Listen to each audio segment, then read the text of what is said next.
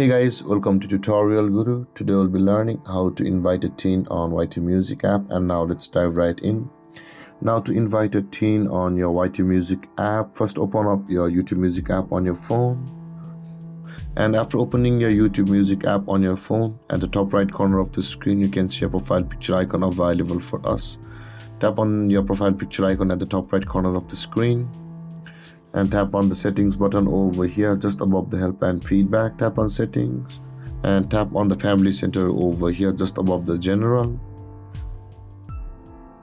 And when this interface loads, guys, you can see the invite a teen option over here. Tap on invite a teen, and over here, guys, you can see you'll be able to invite a teen from over here. Scroll down, read all of these things on this interface and tap on create the invite button over here, and either let your teen scan this QR code from their phone or tap on the share a link instead, and the link will be copied. Send that link to your teen and make them tap on it. By that way, guys, you will have invited your teen on the YT Music app. By that way, guys, you will have more control of what they are listening and posting on the YT Music app. And with that being said, guys, this is how to invite a teen on YT Music app.